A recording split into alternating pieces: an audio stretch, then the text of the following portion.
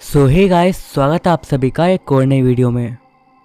आज मैं आप सभी के लिए एक बार फिर से लेकर आ गया हूँ सब्सक्राइबर्स के द्वारा भेजी हुई कुछ बेहद ही ज़्यादा खौफनाक और सच्ची कहानियाँ लेकर।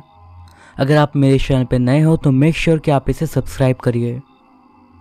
कहानियों की तरफ बढ़ने से पहले आप सभी से एक छोटी सी रिक्वेस्ट है, क्योंकि कुछ टाइम से चैनल की रीच काफ़ी कम हो गई है, इसलिए मुझे लगता है कि शायद इम्प्रेशंस कम आ रहे हैं। तो आप मुझे कमेंट करके बताइए कि आपके पास वीडियोस की नोटिफिकेशन आते हैं या नहीं, और आपके पास वीडियो के नोटिफिकेशन नहीं आ रहे हैं तो आप एक बार चैनल को अनसब्सक्राइब करके वापस से सब्सक्राइब करके बेल आइकन को प्लीज़ ऑन करिए। इससे मेरी भी थोड़ी हेल्प हो जाएगी। इसके अलावा अगर आप किसी सर्टेन टॉपिक पर स्टोरी चाहते हो तो आप मुझे कमेंट्स में बता सकते हो, या फिर किसी चेंज के बारे में भी। इसी के साथ हम बढ़ते हैं आज की अपनी फर्स्ट स्टोरी की तरफ। नमस्ते, मैं और मेरे पूरे परिवार गुजरात के एक छोटे से गांव में रहते थे। मेरे पिता सरकारी कर्मचारी थे, इसीलिए हम लोग गांव से कुछ टाइम के बाद शहर में शिफ्ट हो गए। घर में बहुत से काम थे और घर भी काफ़ी बड़ा था, कम से कम हमारे गांव वाले घर के मुकाबले। यही कारण था कि माँ को अकेले काम करने में नहीं बनता था। मैं भी कॉलेज चले जाया करती थी, इसीलिए घर में सारे काम उन्हें अकेले करने पड़ते थे। कुछ समय के बाद हमने विचार किया कि क्यों ना घर में एक नौकरानी को रख लिया जाए।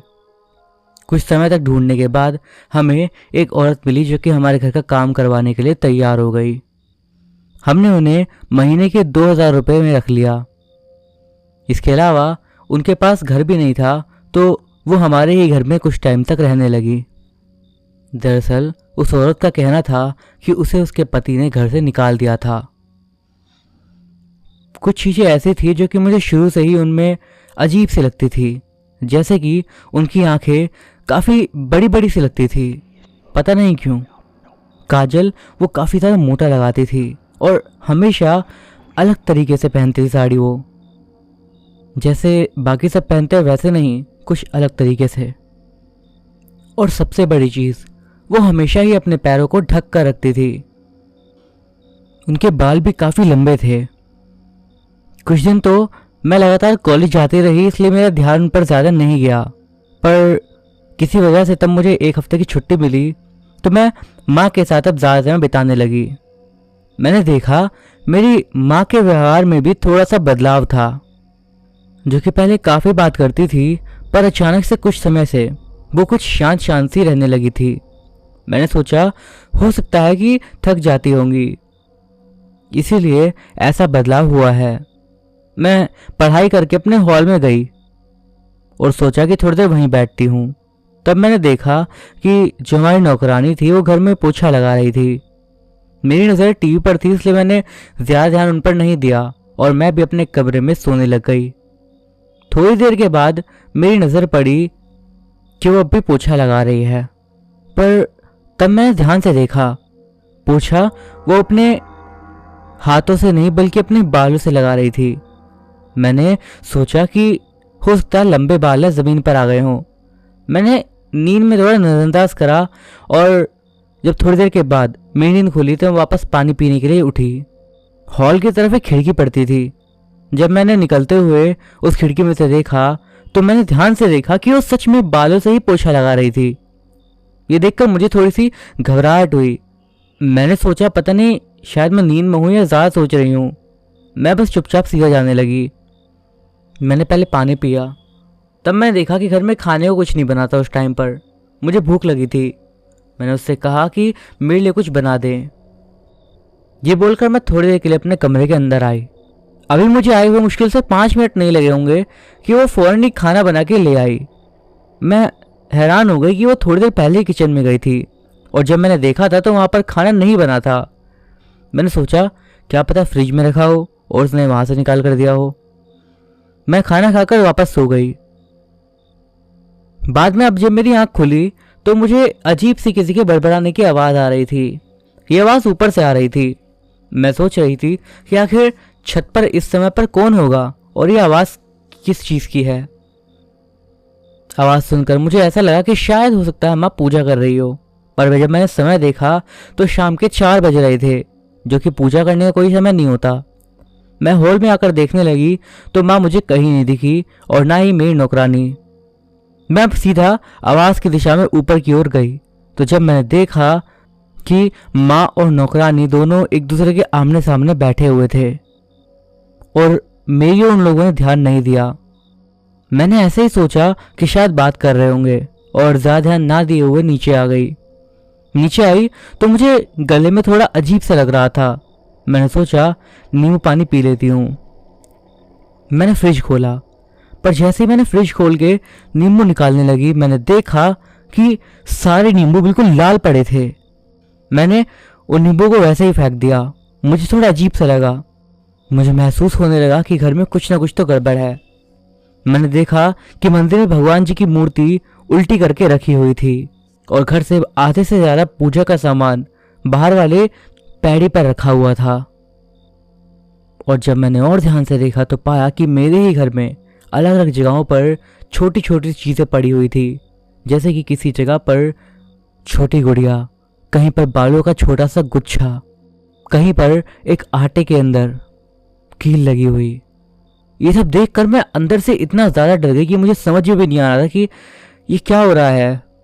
ये सब अजीब सी चीज़ें, काम का जल्दी हो जाना, पोछा बालों से लगाना और पता नहीं क्या क्या। मैं काफ़ी डर गई थी, पर मुझे समझ नहीं आ रहा था कि मैं इस बारे में किससे बोलूं और क्या बोलूं। मैंने इस बारे में अपनी एक दोस्त से बात करी तो उसने मुझे बताया कि ऐसा होता है और ये सारी चीज़ें किसी प्रेत आत्मा का साया बताती हैं। उसने मुझे सलाह दी कि पहले तुम उसका पाँव देखने की कोशिश करो। अगर उसके पाँव उल्टे होते हैं तो वो इसका मतलब यही है कि वो किसी न किसी तरह की बुरी शक्ति है। मैंने उसकी बात मान ली और मैं उसके बाद उसके पाँव को देखने की कोशिश करने लगी। वो हमेशा इतने बड़े कपड़े पहनती थी कि उसके पाँव छुपे रहते थे। जब भी मैं कोशिश करती तो वो कहीं दूर चली जाती। एक बार मैंने हिम्मत करके उनसे कहा, अरे अपना पाँव तो दिखाइए ना, आपने पायल पहनी है क्या, मुझे देखनी है। पर जैसे ही मैंने बोला उसने एकदम से मुंह सा बना लिया जैसे उसे शक हो गया हो और उसने फौरन मना कर दिया। फिर भी मैं बार बार कहने लगी तो उसने कहा, क्यों, क्या करेगी मेरे पैर देखकर तू। आज तक उसने पहले कभी भी मुझे तू कहकर बात नहीं करी थी। मैं थोड़ा सहम गई और मैंने उसे बोला, ठीक है छोड़ दीजिए। उसने कहा कि देख लो, अंतिम क्षणों में बातें तो मानी जाती हैं। मैंने कहा क्या? तब उसने कहा, क्या मतलब, तू मरने वाली है ना, इसलिए देख ले। ऐसा बोलकर वो मुझे अपने पैर दिखाने लगी। जैसे ही उसने अपना कपड़ा वो ऊपर उठाया, एकदम से पता नहीं कैसे बगल में रखी हुई टेबल न जाने उड़ के या कैसे मुझसे जोर से टकरा गई, जो कि मुझे बहुत जोर से लगी। उसने कहा, जैसे तेरी माँ को मार डाला है तुझे ही मारूंगी, फिर तेरे बाप को भी खाऊंगी, क्योंकि ये घर मेरा है और यहाँ मैं ही रहूंगी। यहाँ की मालकिन सिर्फ मैं हूँ। तुम लोग मेरे घर में राज करने आए हो ना। तेरी माँ से मैंने कहा था जाने के लिए, पर तेरी माँ ने मेरी एक ना सुनी, इसीलिए मैंने उसकी जान ले ली। अब तू बाप बेटी देख ले। मैंने कहा, हमने क्या बिगाड़ा तुम्हारा, हमें तो ये फ्लैट मिला था रहने के लिए, इसमें हमारी क्या गलती है। तुम लोगों को यहाँ आना ही नहीं चाहिए था। तेरी माँ को मेरी बात मान लेनी चाहिए थी। वो मेरी तरफ बढ़ने लगी। वो बार बार मेरे गले को पकड़ने की कोशिश कर रही थी, पर जैसे ही उसका हाथ मेरे गले के पास आता वो मानो किसी अदृश्य चीज से टकराकर वापस पीछे हो जाती। मैं जानती थी कि ऐसा ही होगा। मेरे दोस्त ने मुझे पहले ही कहा था, इसीलिए मैं हनुमान जी का एक लॉकेट अपने पास लाई थी, जो कि मैंने पहन रखा था। मेरे दोस्त ने कहा था, अगर कुछ उल्टा सीधा होता है तो तुम बस वहां से भाग जाना। मैंने ठीक वैसा ही करा। मैं डर से कांप रही थी। माँ मर चुकी थी, पर वो जो थी वो कौन थी। फिर भी मैंने जैसे से खुद को बचाकर वहाँ से भागना ही सही समझा और मैं वहाँ से भाग गई। वहाँ से मैं सीधा दौड़कर पापा के पास गई। पापा को मैंने सारी बातें बता दी।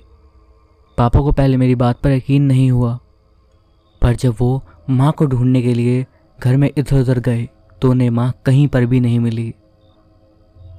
उसी पल के बाद वो नौकरानी भी वहाँ से गायब हो गई। पर अगले कुछ दिनों तक लगातार वो हमारे सपनों में आती रही माँ के लिए पापा ने पुलिस कंप्लेन करी, पर कोई फ़ायदा नहीं हुआ। माँ का कहीं अता पता नहीं चला। इसके अलावा हर चीज़ में हमारा नुकसान होने लगा। अंत में पापा और मैंने यही फैसला करा कि हम इस घर को छोड़कर यहाँ से चले जाएंगे, और उसके बाद हम लोग वहाँ से चले गए। उस समय मैं अपने दोस्तों के साथ उनके घर पर रात बिताने के लिए रुकी हुई थी। रात के करीब 3 बज रहे थे। किसी वजह से मेरे और मेरे दोस्तों के बीच में बहस हो गई और मुझे अकेले बैठने का मन हुआ। इसीलिए मैं बाहर बालकनी में आकर बैठ गई। उस टाइम पर मुझे समय का अंदाज़ा नहीं था। मैं जब वहाँ पर बैठी तो मुझे ऐसा महसूस होने लगा कि मेरे पीछे कोई बैठा हुआ है। मुझे ये तो पता नहीं था कि वो कौन था, पर मुझे ऐसा ज़रूर लगा कि शायद मेरी कोई दोस्त ही होगी। तभी मुझे पीछे से रोने की आवाज़ आने लगी। मैं पहले से ही गुस्से में थी। मैंने जानबूझ के उस पर ध्यान नहीं दिया और अपने कान में हेडफोन लगा ली। तकरीबन 10 मिनट के बाद मुझे ऐसा लगा कि उसने मेरे कंधे पर सर रखा और रोने लगी। मुझे लगा कि शायद वो मुझे मनाने की कोशिश कर रही है। मैंने ध्यान नहीं दिया और अपना हाथ छुड़ा लिया। तकरीबन 5 मिनट के बाद मुझे वापस लगा कि वो कुछ तो कर रही है। वो जो कुछ भी है पीछे, वो मेरे शरीर के अंदर घुसने की कोशिश कर रहा था। यह एहसास बहुत ही दर्दनाक था। मैं इससे पहले जोर से चिल्लाती, मुझे ऐसा लगा कि कोई आ गया हो। मेरे पसीने छूट गए और मैं दौड़ते दौड़ते चिल्लाते हुए जोर जोर से चिल्लाने लगी और अंदर जाकर अपने दोस्त को पकड़ लिया। मैं कांपते हुए रोने लगी। तभी मेरा एक दोस्त मेरे करीब आने लगा। मुझे पता नहीं क्या हुआ, मैंने उससे कहा, तू हट, मुझे ठंडा लग रहा है। मेरे साथ उसने गलत किया, मुझे छुआ। मैं पता नहीं क्या क्या बोलने लगी। कुछ देर के बाद मैं बेहोश हो गई। जब सुबह मेरी आंख खुली तो सब लोग मेरे आगे पीछे बैठे हुए थे। मुझे बिल्कुल नहीं पता था कि क्या हुआ है। मैं उठी और सबके लिए चाय बनाने लगी। कोई कुछ समझा नहीं। सबको लगा कि शायद मैंने रात में मजाक किया होगा। अपनी चाय लेकर मैं वापस से बालकनी में जाकर बैठ गई। मेरे बाल खुले हुए थे। मैं पता नहीं क्या हुआ कि थोड़ी देर के बाद खुद ब खुद ही कुछ बड़बड़ाने लगी। मेरा एक दोस्त आया और उसने कहा कि चलो आज यहाँ वाले मंदिर में घूमने चलेंगे। उसने बस इतना कहा ही था कि मैंने बहुत जोर से खींच के उसे थप्पड़ लगा दिया और कहा, कल ही आई हूँ, इतनी जल्दी नहीं आऊंगी, कुछ भी कर ले तू। वो हैरान रह गया और अंदर चला गया। शायद सबको ये बात समझ में आ गई कि मेरे साथ क्या हुआ है। वो सब विचार कर रहे थे कि आगे क्या करा जाए। तब उनमें से ही मेरे एक दोस्त ने कुछ सोचा और वो मेरे पास आया। उसने कुछ बातों से मुझे कैसे बहला लिया बाहर ले जाने के लिए। मुझे समझ में नहीं आया कि मैं कहाँ जा रही थी उसके साथ। मेरे पाँव में अजीब सी झंझनाहट हो रही थी। मुझसे चला तक भी नहीं जा रहा था। मुझे लग रहा था कोई मेरे ऊपर हावी है। मेरे बाल ऐसे ही खुले हुए थे। मैं बार बार पता नहीं कैसे अपने आप को देख पा रही थी। कुछ समय के बाद पता नहीं कैसे मैं बस बेहोश हो गई। जब मेरी आंखें खुली तो मैंने खुद को एक कमरे में पाया। वहाँ मेरा दोस्त भी था और सामने एक पंडित बैठा था। उसने मुझे बांध रखा था। फिर उसने बोला, कहाँ से आई है? मैं बेहोशी की हालत में कुछ बोल नहीं पा रही थी। मेरे बाल नीचे हो रखे थे। तभी अचानक मुझे पता नहीं क्या हुआ, मैंने उसे जोर से धक्का दिया और फिर अगले 3-4 दिन तक पता नहीं क्या होता रहा। मैं बेहोश होती, उठती, चिल्लाती, कुछ करती, फिर बेहोश हो जाती। फिर बस एक बार का वजह याद है कि जब मेरी आँख खुली तो सामने वही पंडित मेरे सामने बैठा था। वो हाथ में कुछ भस्म या राख जैसा कुछ लेके बैठा था। उसने वो मेरे मुंह पर मारा। जब मेरी आंखों में जलन सी होने लगी, मेरे बाल मुझे धीरे धीरे हल्के महसूस होने लगे और अब मुझे लगने लगा कि वो जो कुछ भी था जो कि मेरे ऊपर हावी था वो कमज़ोर हो रहा था। कुछ समय के बाद मैं पूरी तरह ठीक हो गई, पर फिर भी बेहोश हो गई। जब मुझे होश आया तो मेरे पूरे शरीर में दर्द हो रहा था। तबीयत भी ठीक नहीं लग रही थी और भूख बहुत ज़्यादा लग रही थी। कुछ समय के बाद मैं बिल्कुल ठीक हो गई, पर यह मेरे जीवन का सबसे डरावना एहसास था जिसे मैं कभी भी भूल नहीं पाऊंगी। मुझे हमेशा से ही भूत प्रेत इन सब चीज़ों पर काफ़ी ज़्यादा इंटरेस्ट था। क्या कभी आप रात के 12 बजे छत पर अकेले गए हो, या फिर किसी सुनसान कब्रिस्तान से गुजरे हो, या फिर किसी घने जंगल में आधी रात में गुजरे हो? ये कई सारी चीज़ें थी जो कि मैं करना चाहती थी। ये तो खैर बस विचार हैं, परंतु इसी चप के चक्कर में मैंने कुछ ऐसा महसूस करा जो कि मैं कभी नहीं भूल पाऊंगी। मेरी एक आंटी थी जिनका घर जंगलों के पास था। वो हमेशा से ही मेरी माँ को बताती थी कि उनके घर के आसपास कुछ अजीब सी चीज़ें हैं। मैंने जैसे तैसे करके कुछ बहाना देकर अपनी माँ से बोलकर उन आंटी के घर पर कुछ दिन रहने का प्लान बनाया। जब मैं वहाँ पर गई तो उन्होंने मुझे पहले ही बोल दिया कि रात को छत पर नहीं जाना है। मैंने कहा ठीक है, पर मैंने मन में कुछ और ही सोच रखा था। छत का गेट आंटी रात में ताले से बंद कर देती थी और चाबी अपने कमरे में रखती थी। इसलिए जब मैं रात में 1 बजे ऊपर जाने का सोच रही थी तो मैंने सोचा चाबी का कैसे करूं। मैं चुपके से उनके कमरे में गई और वहां से चाबी निकाली। आखिरकार मैं ऊपर छत पर आ गई। मैं इधर उधर देखने लगी, जंगल की साइड भी देखने लगी कि आखिर यहाँ पर ऐसा क्या है कि आंटी ये सब बातें बताती हैं। मुझे कुछ भी नहीं दिखा और मेरा मन थोड़ी देर के बाद उदास सा हो गया कि यहाँ पर कुछ भी नहीं है, बस ये लोग ऐसे ही पागल बना रहे थे। थोड़ी देर के बाद जब मैं नीचे जाने का सोच ही रही थी तो मेरे को सामने जंगल की तरफ से ऐसा दिखा कि शायद 3-4 मशालें जल रही हों। मैं सोचने लगी कि शायद कोई वहाँ से जा रहा होगा या फिर कुछ काम से आया होगा, पर मेरा एक मन कहने लगा कि थोड़ी देर देखती हूँ, क्या पता यही वो चीज़ हो जो कि आंटी कह रही हो। फिर तो जो मैंने देखा वो बस डरा देने वाला था। मैंने देखा कि वो मशालें धीरे धीरे पूरे जंगल में दिखने लगी और एक पल के बाद उस पूरे जंगल में मेरी आंखों के सामने आग लग गई। फिर मैंने कहीं से देखा कि एक लड़की आ रही थी जो कि एक दूसरी लड़की को, एक छोटी बच्ची को घसीटते हुए ला रही थी, जिसके सर से बस खून निकले जा रहा था। वो लड़की मेरी आंखों के सामने ही उस छोटी बच्ची की लाश को घसीटते हुए दूसरी तरफ ले जाने लगी। वो उस तरफ चुपचाप जा रही थी पर अचानक से एकदम से रुकी। मैं बहुत ज़्यादा डर गई। वो एकदम से मेरी तरफ पलटी और मुझे देखती रही। वो मेरी आंखों में आंखें डालकर बहुत ज़ोर से चिल्लाई, इतनी ज़ोर से कि मैंने अपने कानों पर हाथ रख लिया और बहुत ज़्यादा ज़ोर से डरने लगी। मुझे नहीं पता उसके बाद क्या हुआ। मुझे इतना पता है मैं बस बेहोश हो गई और अगली बार जब मेरी आँख खुली तो सुबह के 6 बज गए थे। आंटी, अंकल और उनका बेटा सब मेरे पास खड़े थे और मुझे उठाने की कोशिश कर रहे थे। जब मैं उठी तो आंटी ने बहुत डांट लगाई। इसके बाद आंटी मुझे एक दूसरी औरत के पास ले गई। उनकी उम्र थोड़ी ज़्यादा थी और शायद वो कुछ झाड़ फूँक का काम करती थी। उन्होंने पहले मुझे देखा और मुझे कुछ खाने को दिया। इसके बाद उन्होंने मुझे बाहर बिठा दिया और बाकी सारी बात आंटी से करी। इतने में ही मेरी मम्मी वहाँ पर आ गई। मेरी मम्मी ने पहले तो मुझे देखकर मुझे एक थप्पड़ लगाया। उसके बाद वो भी अंदर चली गई। लगभग आधे घंटे में ऐसे ही बाहर बैठी रही और उसके बाद माँ और आंटी दोनों बाहर निकले। फिर माँ मुझे वहीं से सीधा हमारे घर वापस ले गई। इसके बाद कई दिनों तक मुझे उसी जंगल के अजीब से डरावने सपने आते रहे, पर एक समय के बाद यह सब कुछ पूरी तरह से बंद हो गया। मैं हमेशा से जानती थी मेरी बहन लीजा को कुछ तो परेशानी है। वो कुछ तो अलग थी।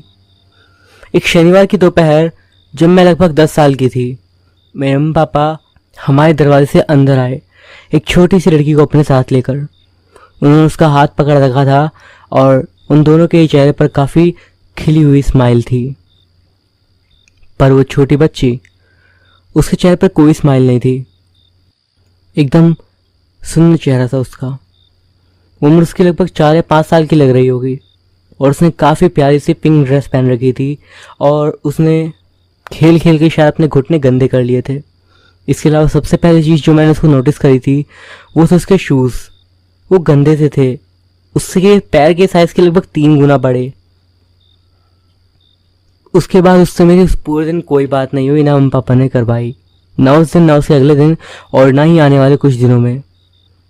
यहाँ तक कि वो अगले कुछ दिनों तक अपनी ज़िंदगी में थी इस तरीके से मानो शुरू से वहीं पर थी, उसी फैमिली में। जब मैं 15 साल की हुई और लीज़ा बस 9 साल की थी, तब मेरी मम्मी का एक बहुत ही खतरनाक एक्सीडेंट हुआ। एक आदमी जो कि अपने घर जाने की जल्दी में था, उसने अपने ट्रक से मम्मी को उड़ा दिया। कोई भी भयानक डिटेल मुझे नहीं बताई गई, पर मुझे जो बात पता है वो ये कि लीज़ा मम्मी के साथ थी और वो बिना एक भी खरोच लगे सीधा घर आ गई। वहीं मेरी मम्मी मर गई थी। 4 साल बाद जब मैं 19 साल की हुई और बस कॉलेज निकलने ही वाली थी, बिल्कुल ऐसा ही मेरे पापा के साथ भी हुआ। लीज़ा उस वक्त भी उनके साथ कार में थी। एक बार फिर से उसे बिल्कुल भी खरोच तक नहीं आई, जबकि वो पापा के साइड में ही थी और वो घर आ गई, पर पापा नहीं आए। मुझे काफ़ी अजीब लगने लगा। हमारी कोई फैमिली नहीं थी एक दूसरे के अलावा जो कि लीज़ा को अपने साथ रख सके। जिस घर में हम बड़े हुए थे, उस घर के खाली कमरे अब बस उसके और मेरे थे। उसका कमरा हमेशा ही हम सबके कमरे से अलग था, फर्स्ट फ्लोर पे सबसे साइड वाला रूम। पर उस पहली रात मैंने जब उसके कमरे के पास गई और उसके कमरे पे जाकर दस्तक दी, ये सोच के कि मुझे उसके साथ सोना चाहिए। जब मैंने दरवाज़ा खटखटाया तो उसने दरवाजे को बस हल्का सा खोला और अपना फेस बाहर निकाला, और इस तरीके से करा ताकि मैं अंदर बिल्कुल भी ना देख पाऊँ, और पूछा कि मैं किस लिए वहाँ पर आई हूँ। मैंने उससे पूछा, क्या मैं तुम्हारे साथ सो सकती हूँ? इसके बाद वो मुझे कसकर पकड़ के लेटी हुई थी बेड के ऊपर। उसकी बड़ी बड़ी ब्राउन आइज एकदम बार बार ब्लिंक हो रही थी, मानो वो कुछ कहना चाह रही थी। समय बीतता गया और लीज़ा लगभग 17 साल की हो गई, लेकिन वो अब भी अपने वही गंदे से काले जूते पहनती थी जो कि शुरू में उसके 3 साइज बड़े थे, पर अब उसे लगभग फिट आते थे। वो कभी कभी पीछे से आके एकदम से मुझे डरा देती थी, कभी लिविंग रूम में, कभी मेरे खुद के बेडरूम में। मैं एकदम से मुड़ती और उसकी बड़ी बड़ी सी आंखें देखती और डर जाती। मुझे पता नहीं क्यों उससे हमेशा डर लगने लगता था। उसने ड्राइविंग लाइसेंस के लिए मना कर दिया। काउंसलर ने बोला क्योंकि उसने 2 एक्सीडेंट देखे हैं जिससे मम्मी पापा की डेथ हुई है, इस वजह से वो ऐसा नहीं कर रही है। पर उसके जूते वो उसने कभी नहीं उतारे। वो घर आने के बाद भी जूते पहन रखती, घर के अंदर ही पहने रखती, और वो बेड पे भी रात में उन्हें पहन के ही सोती थी। मैं हर रोज सुबह उसके कमरे में जाकर उसको उठाती थी। उसके बाद मैं उसके साथ उसके स्कूल बस स्टॉप तक जाती थी और फिर वापस जाती थी। मैं उसके बाद अपने काम पे चली जाती थी और जब मैं वापस आती थी तो देखती थी कि वो घर में ही रहती थी कई कई कई घंटों तक। उसके स्कूल से कई सारे कॉल्स आते, लेकिन वो बताते कि वो स्कूल आई ही नहीं।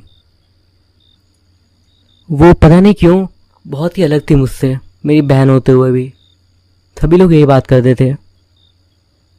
मैं अपने मम्मी पापा से काफ़ी सारे मिलती थी, पर वो बिल्कुल भी नहीं मिलती थी। कुछ तो अलग था। कभी कभी मुझे लगता था कि शायद मैं उसे अपने मम्मी पापा की डेथ का ज़बरदस्ती गुनहगार मान रही हूँ, इस वजह से उसके बारे में ये सब सोचती हूँ। पर जब धीरे धीरे मैंने उसके ऊपर नज़र रखना शुरू करा, तब मुझे पता लगा मैं गलत नहीं हूँ।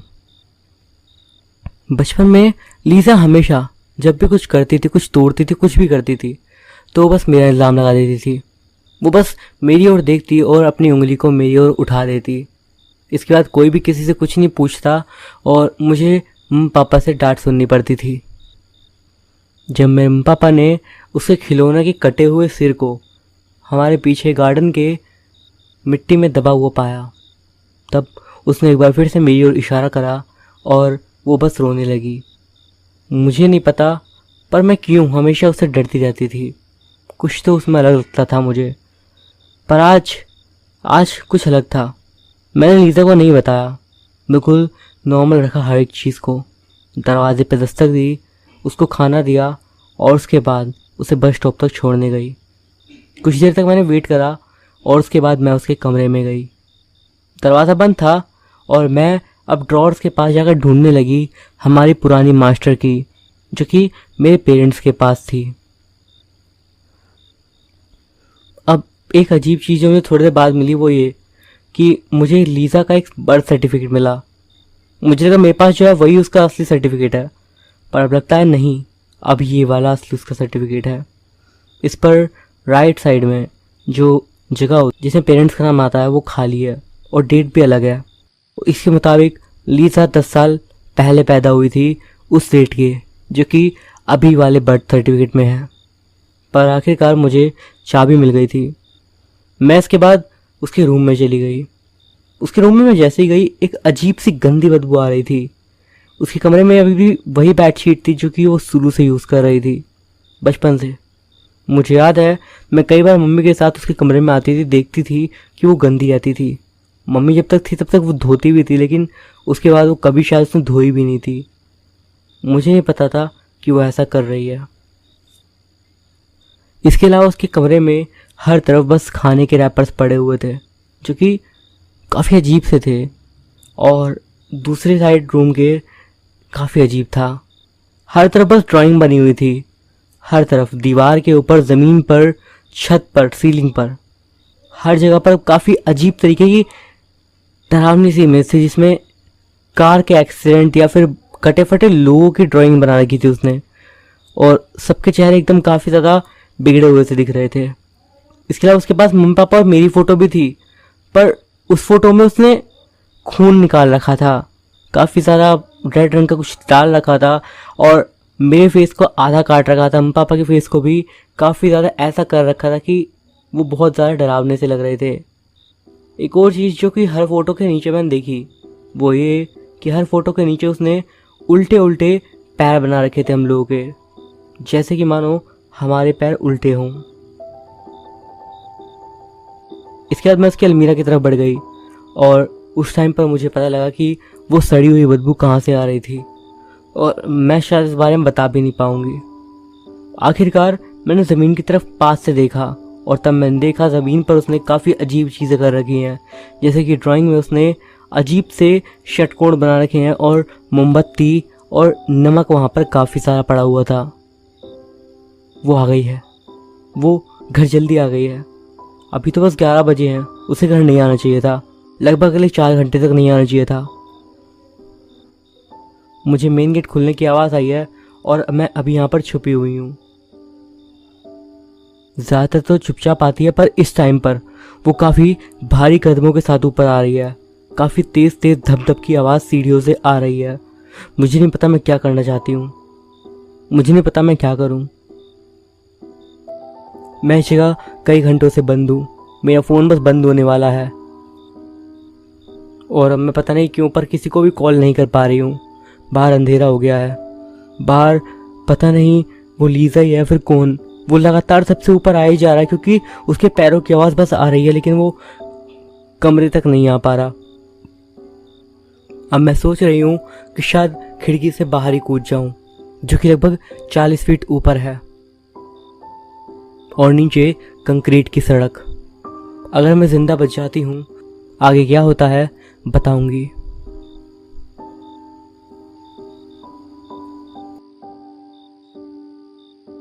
राजस्थान अप्रतिम अनुपम प्राकृतिक सौंदर्य से परिपूर्ण एक प्रदेश। यहाँ के प्राचीन किले और महल बेजोड़ हैं, उनकी भव्यता का वर्णन असीमित है, मानो सीधा स्वर्ग ही आ गया हो धरती पर। इस बार हम चारों का भ्रमण था जैसलमेर दुर्ग। स्थापत्य कला की दृष्टि से उच्च कोटि की विशुद्ध स्थानीय दुर्ग रचना है ये दुर्ग। 150 फीट लंबी और 750 फीट चौड़ी तिकोनी पहाड़ी पर स्थित है। स्थानीय स्रोतों के अनुसार इसका निर्माण 1156 ईस्वी का है, किंतु समकालीन साक्ष्यों के अनुसार 1178 ईस्वी के लगभग इसका निर्माण कार्य आरंभ हुआ, जिसका आरंभ रावल जैसल ने किया। पर 5 वर्ष के छोटे से समय में ही रावल जैसल का देहांत हो गया।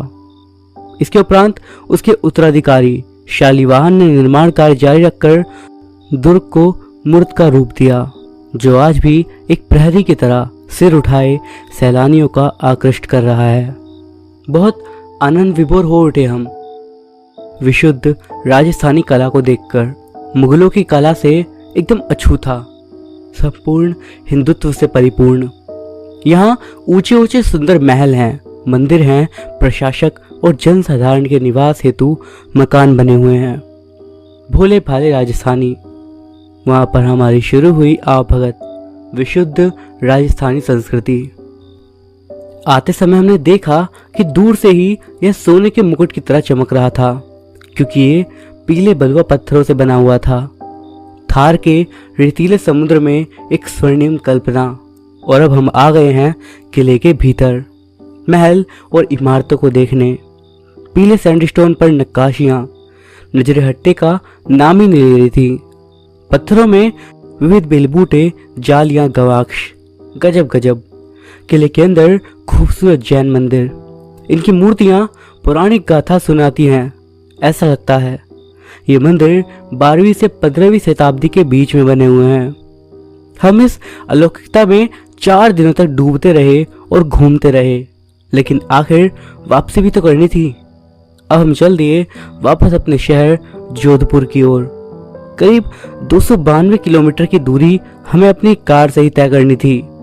6-7 घंटे का सफर था लगभग। संजू, तेज चलाना यार, कहीं रास्ते में ही रात ना हो जाए। पीछे की सीट से रोहित और आशीष उसे उकसाए जा रहे थे और मैंने कार की गति थोड़ी तेज कर दी। इसी बौखलाहट में पता ही नहीं चला कि कार कैसे गलत रास्ते पर आ गई। एक घने जंगल से होकर हम लोग गुजर रहे थे, जिसके एक तरफ तो पहाड़ नजर आ रहे थे और दूसरी तरफ दूर दूर तक सिर्फ जंगल। तभी एकदम से धूल भरी आंधी उठी और सामने धूल के सिवाय कुछ भी नजर नहीं आ रहा था। इससे पहले कि मैं ब्रेक लगाता, गाड़ी खुद ही एक पेड़ से टकराकर रुक गई। अमित ने पिछले पहिए देखे। अरे यार संजू, ये क्या कर डाला? दोनों टायर पंचर हो गए। उफ़ो, इस भरी दोपहर में हम जाए तो जाए कहाँ? आंधियाँ जो रुकने का नाम ही नहीं ले रही। सुनसान वीरान इलाका और साए साए करती हवाएं, मध्यमस्त झूमते पेड़ों की शाखाएं और पत्तों की सनसनाहट खड़खड़ करके आसमान में उड़ते हुए पत्ते अलग ही माहौल बना रहे थे। बड़ा ही भयभीत सा दृश्य था। हम चारों ने कसकर एक दूसरे का हाथ पकड़ लिया और शुष्क गले को तर करते करते हमारा पानी भी समाप्त हो गया। अमित साहस करके एक पेड़ पर चढ़ा। वो देखो, उधर एक गांव नजर आ रहा है। हम चारों ने धड़कते हृदय से उस घने जंगल को पार किया और चल दिए उस अनजान गांव की ओर। अरे ये क्या? ये तो बिल्कुल ही सुनसान है। उजाड़ सा एकदम, वीरान, खंडर बन चुके मकान, गिरती खंडित दीवारें और वीरान ही वीरान। मानव क्या, वहां पर तो पंछी तक नहीं था। दूर एक छोटे से टीवे पर एक मंदिर नजर आया। आशान्वित होकर हम वहां पर भाग कर गए और वहां पर देखा एक दरार पड़ता हुआ शिवलिंग और एक मजबूत जंग लगी जंजीर से लटका हुआ घंटा, वो भी जंग लगा हुआ। हे प्रभु, अब तेरा ही सहारा है। और हम घंटे को जोर जोर से बजाने लगे। शायद वहां की आवाज सुनकर कोई वहां पर आ जाए। कोई आया तो नहीं, लेकिन प्रभु ने हमारी पुकार सुन ली थी। कंठ प्यास से सूखा जा रहा था और हमने टीवी पर से गांव के अंदर देखा तो हमें कुछ कुएं नजर आए।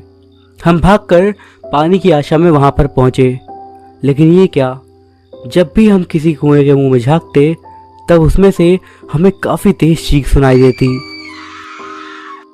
बहुत डर लग रहा था उन सूखे पत्तों पर चलते हुए। अपने ही पैरों की आवाज से डर लगने लगा था। पत्तों की आवाजें तो वातावरण को और ज्यादा भयानक बना रही थी। धीरे धीरे चलकर एक टूटे हुए चबूतरे पर जाकर हम लोग बैठ गए। शांति इतनी ज्यादा हो गई थी कि अब हमें अपने दिलों की धड़कनें खुद ही सुनाई दे रही थी। इसी तरह पूरा दिन कब निकल गया हमें पता ही नहीं चला। रात के समय जो हमारे पास थोड़ा बहुत खाना था हमने उसे खा लिया और वहां पर कुछ हमें एकाधे कुत्ते जो दिखे थे उन्हें भी हमने अपने साथ में ही खिलाया। अंधेरा होते होते अब मौसम ठीक होने लगा था और अब हमें आसमान में चंद्रमा दिखाई दे रहे थे। अरे पूरा चांद, आज तो पूर्णिमा है। और तभी गांव की तरफ से हमें काफी तेज चीखों की आवाज सुनाई दी। हम लोग डरते डरते गांव की तरफ देखने लगे। पूरा गांव चांद की रोशनी में नहा रहा था। आश्चर्य हमें उधर देखते ही हुआ, क्योंकि जैसे ही हमने वहां देखा चीखों की आवाज बंद हो गई, परंतु सिसकियों की और रोने की आवाज आने लगी। हमने देखा कि कुएं के ठीक ऊपर बिल्कुल एक सफेद साया वहां पर दोनों बाजू फैलाए, मानो हमें ही बुला रहा था। रोहित बोला, वो देखो, वो हमसे कुछ कहना चाहती है। और सबसे पहले वो कुत्ता उठकर पूंछ हिलाता हुआ चल पड़ा और हम पांचों उसके पीछे पीछे। न जाने क्यों जहां से कुछ समय पहले हम डरकर भागते हुए आए थे, वहीं किसी विशेष कार्य के लिए हम लोग जा रहे थे, किसी संवेदना से अभिभूत होकर। मानो सम्मोहन के कारण हम लोग उस जगह तक पहुंचे और वहीं पर उस सफेद साई के सामने जाकर खड़े हो गए। मुझसे डरो मत, हमारा उद्धार करो। न जाने क्यों ये बात सुनकर अब हमें भी डर नहीं लग रहा था। कौन है आप? मैंने पूछा। अब वो हमें उस गांव की कहानी इस प्रकार सुना रही थी कि मानो गांव का दृश्य हमारी आंखों के सामने ही चित्रित हो उठा। आज से 300 साल पहले ये बहुत सुंदर गांव था। हरे हरे पेड़, फलों से लदे हुए बगीचे, आसमान में उड़ते हुए पंछी, नाना प्रकार के रंगों से रंगीन मकान। पता है, मंदिरों को 7 रंग से रंगते थे, प्रतिदिन महकते ताजा पुष्पों से सजाते थे। हर तरह से धन धान्य से परिपूर्ण था ये गांव। नाम था रूपागढ़ी। मेरा नाम मोहिनी है और मैं इस गांव के मुखिया की बेटी थी। ये सारे सूखे कुएं उस समय मीठे जल से भरे हुए थे। कुओं के पानी को पीने के काम में लाते थे और गांव के पीछे एक तालाब था, वहीं पर हम लोग नहाने जाते थे। फिर एक दिन कुछ ऐसा हुआ कि हमारा पूरा गांव उजड़ गया। वो गणगौर का दिन था। माता की पूजा की तैयारियां हो रही थी और मैं अपनी सहेलियों के साथ पीछे तालाब पर स्नान करने गई हुई थी। तभी अचानक डाकुओं ने गांव पर हमला बोल दिया और सब कुछ तहस नहस कर डाला। जो लोग जान बचाकर भागे, बस वो ही जिंदा बचे। जब हम 7 सहेलियां तालाब से वापस आई तो हमने देखा कि हमारी आंखों के सामने ही हमारा प्यारा गांव उजड़ चुका था। चारों ओर बस लाशें ही लाशें बिखरी पड़ी थी। हम 7 सहेलियां अपने परिजनों के मृत शरीर से लिपट लिपट कर रोने लगी और तभी हमें आहट हुई कि डाकू दोबारा वापस आ रहे हैं। शायद हमारे विलाप की आवाज़ें उन डाकुओं ने सुन ली थी। हम 7 ने एक दूसरे की आंखों में इशारा किया और उन डाकुओं से बचने के लिए इन कुओं में कूदकर अपनी आत्महत्या कर ली। गांव के लोग कभी वापस नहीं आए। उन्होंने समझा होगा कि डाकू हमें उठाकर ले गए होंगे। तब से सैकड़ों सालों से हमारी आत्माएं यहीं पर तड़प रही हैं। आज ऐसा संयोग आया है कि पूर्णमासी की रात को आपने हमारे दर्द को सुना, वरना आज तक कोई भी इस गांव में आया ही नहीं। अब आप हमारी मदद करिए। पर कैसे? हम कैसे कर सकते हैं आपकी मदद? पहले तो आप इन कुओं में से हम सब सखियों की अस्थियां निकालकर किसी नदी में बहवा दीजिए। फिर इन कुओं की शुद्धि करवा कर यहाँ पूजा करवा दीजिएगा। हमारा मोक्ष हो जाएगा। और फिर जिन गरीबों के पास घर नहीं है, जो दर दर भटकते रहते हैं, उन्हें इस गांव में बसवा दीजिएगा। गांव को आबाद देखकर ही हमारी आत्मा को शांति मिलेगी। इन सब कार्यों के लिए आपको पैसे चाहिए होंगे। हमारी उस हवेली के खंडहर में तुम्हें एक भूगर्भ दिखाई देगा। उस भूगर्भ में बाएं हाथ की तरफ एक छोटा सा कमरा होगा। उसको खोदने पर तुम्हें सोने चांदी की गिन्नियों से भरे 2 कलश मिलेंगे। उनसे गांव का पुनर्निर्माण हो जाएगा। अब भोर होने को है, इसीलिए मैं जा रही हूँ। भोर होते के साथ ही हमारे कुत्तों ने भौंक भौंक कर और कुत्तों को भी इकट्ठा कर दिया और वो सभी कुत्ते एक ही सुर में आलाप करने लगे। इसी आलाप के कारण आसपास के गांव वाले वहां पर आने लगे। अब हम जोधपुर जाना बिल्कुल भूल गए थे। कुओं के चारों तरफ हम लोग सफाई करने में लगे हुए थे। जिन पत्तों की आवाज़ से हम कल डर रहे थे, आज उन पत्तों को हम अपने हाथों से उठाकर एक तरफ कर रहे थे।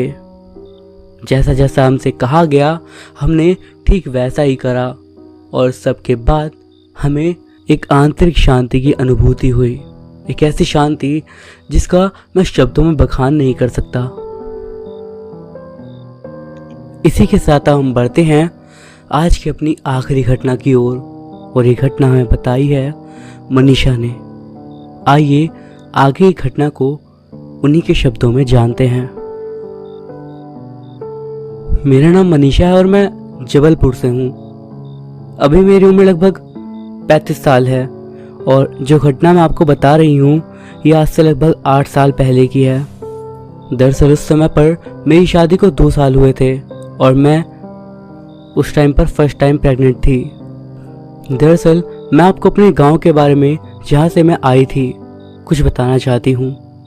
हमारे गांव में ये बोलते थे सब लोग कि वहाँ पर लोग दूसरों के ऊपर कुछ न कुछ भिजवा देते हैं, टोने टोटके, जादू टोना आदि। इसी कारण मेरी माँ बचपन से ही मुझे एक ताबीज़ पहना कर रखती थी। वो ताबीज़ मेरे लिए एक तरह से एक प्रोटेक्शन की तरह था। जब मैं प्रेग्नेंट हुई थी उसके बाद ही मैं अपने गांव गई थी। मुझे प्रेग्नेंट हुए उस टाइम पर बस 2 महीने हुए होंगे। गांव से आने के बाद मैं वापस से अपने हस्बैंड के साथ शहर में रहने के लिए आ गई। इन्हीं बीच कुछ घटना ऐसी हुई जिसमें मेरे गले का वो ताबीज़ मुझसे निकल गया और मेरा इस बात पर ध्यान भी नहीं गया। एक दिन सुबह सुबह मेरे हस्बैंड उठकर जल्दी जल्दी काम वाम करके अपनी जॉब के लिए चले गए थे। मुझे अभी आलस आ रहा था इसलिए मैं बेड पर ही लेटी हुई थी। मैंने सोचा चलिए मैं कुछ देर और लेटूंगी और उसके बाद में उठूंगी। मैं अपने बाएं हाथ के करवट पर थी। अब मुझे ऐसे एक करवट में लेटे लेटे दर्द होने लगा था, इसीलिए मैंने करवट बदलने की सोची और मैं दूसरे साइड की करवट पर आ गई। मैंने टीवी ऑन कर रखा था। थोड़ी देर पहले तक मैं न्यूज़ ही देख रही थी। जब मैंने अपनी करवट बदली उस टाइम पर भी टीवी ऑन था और मुझे टीवी पर न्यूज़ रिपोर्टर के वेदर के बारे में कुछ बोलने की बात सुनाई दे रही थी। उसी टाइम पर एकदम से ही मुझे ऐसा लगा कि मेरा जो बेड था वो एक साइड को झुकने लगा। सच में मैं काफ़ी ज़्यादा हैरान हो गई और यूं कहूँ तो एकदम से कांप गई। ऐसा लग रहा था कि कोई बहुत बड़ी चीज़ है जिसके अंदर इतनी ताकत है जो कि बेड को एक साइड पर धकेलने में कामयाब हो रही है। मैं डर चुकी थी, मैं हिलना भी नहीं चाहती थी अब। और तभी मेरी आंखों के सामने वो चीज़ आई। वो एक राक्षस जैसा आदमी ही था। वो काफ़ी ज़्यादा भयानक था, दिखने में इंसान जैसा पर कुछ और। वो अपने दोनों हाथ दोनों पैरों के सहारे ज़मीन पर रेंग रहा था। वो उसके बाद बिस्तर के साइड में आया और बिस्तर के ऊपर चढ़ने लगा। मुझे लगा वो शायद मेरे ऊपर आएगा, पर वो बेड के साइड साइड में ही चारों ओर घूम घूम कर रेंगते हुए चक्कर लगाने लगा। उसकी पीठ पर बहुत लंबे लंबे बाल थे, चेहरा काफ़ी बड़ा था और एकदम काला सा था। एकदम से ही वो मेरे सामने आया और मेरे सामने से एकदम से घुर्राने लगा। वो मुझे छू नहीं रहा था, पर उसके मुंह से उसकी जीभ बाहर को लटकी हुई थी। उसने अपनी जीभ से ही मेरे हाथ को छुआ। उसकी जीभ का एहसास मुझे हुआ और वो बहुत ज़्यादा ठंडी लग रही थी। ऐसा लग रहा था कि उसकी जीभ उसके मुंह से जुड़ी हुई है ही नहीं, बस बाहर को लटकी हुई थी। और तभी मुझे पता नहीं कहाँ से एक हल्की सी आवाज़ सुनाई दी, उसकी सांस में सांस मत लेना। जैसे ही मैंने ऐसा सुना मैंने अपनी सांसें रोक ली और वो जो चीज़ थी वो एकदम से हंसने लगी। वो जानती थी कि मैं ऐसा ज़्यादा देर तक नहीं कर पाऊंगी और क्योंकि मैंने कोई गहरी सांस भी नहीं ली थी इसीलिए मैं ज़्यादा देर तक अपनी सांस रोक भी नहीं सकती थी। इसीलिए मैंने अपने मुंह को अपने हाथों से बंद कर लिया और अपने मुंह को बंद करने की कोशिश करने लगी। उसके बाद वो चीज़ मेरे मुंह के सामने ही अपने मुंह से कुछ धुआं जैसा बाहर निकालने लगी। वो कुछ काला सा धुआं था जो कि उसके मुंह से बाहर आ रहा था। मुझे सांस तो लेनी ही थी। मैं बहुत धीरे धीरे अपनी नाक से सांस लेने की कोशिश करने लगी और तभी मुझे ख्याल आया मेरे बच्चे के बारे में और मेरे दिमाग में बस एक बात आई कि मुझे उसे बचाना होगा। मैंने भी सांस बिल्कुल भी ना लेने की कोशिश करी पर मैं अपने आप को रोक नहीं पा रही थी। वो चीज़ लगातार हंसती रही और एकदम से ही वो उठी और फिर वहाँ से जाने लगी। जाने से पहले उसने मेरी ओर पलट के दोबारा देखा और तब मैंने उसका चेहरा और अच्छे से देखा। एकदम लाल और काला चेहरा, ऐसा लग रहा था सीधा नरक से चलकर आया हो। वो बहुत ही भयानक हंसी हंस रहा था। इसके बाद दरवाजे की दूसरी तरफ जाकर वो कहीं गायब हो गया। कुछ देर तक मैं वहीं पर बिना हिले लेटे रही और तब मैंने अपने एक हाथ को उठाया और खुद भी उठी। मैं बहुत ज़्यादा हैरान थी। मुझे नहीं पता था कि वो क्या था और क्या करने के लिए आया था और मुझसे क्या चाहता था। पर उसके बाद मैंने ये सारी बात जैसे ही अपनी मम्मी को बताई, उन्होंने बताया ये ज़रूर किसी न किसी की करनी है जो कि मेरे ऊपर बस आने ही वाली थी, और वो तो शायद बस ईश्वर की कृपा है कि मैं बच गई। मेरी मम्मी ने मुझे दोबारा एक ताबीज़ दिया और अब की बार एक रक्षा सूत्र भी दिया जिसे मैंने अपने घर के बाहर बांधा। इस घटना को तो अब काफ़ी समय हो गया है और अब मेरा बेटा भी है जिसे मैं बहुत प्यार करती हूँ, पर इस घटना के बारे में सोचने भर से मैं बहुत ज़्यादा डर जाती हूँ आज भी।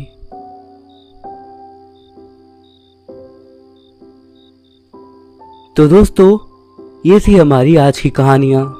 स्टोरीज आपको कैसी लगी मुझे कमेंट्स के ज़रिए ज़रूर बताइएगा। वीडियो आपको पसंद आया हो तो एक लाइक ज़रूर करिएगा। इस वीडियो पे एम करते हैं 250 लाइक्स के लिए। आई होप आप इतना आराम से पूरा कर दोगे। मैं अभिषेक मिलता हूँ आपसे अगली वीडियो में कुछ और ऐसी ही स्टोरीज़ के साथ। तब तक के लिए बाय।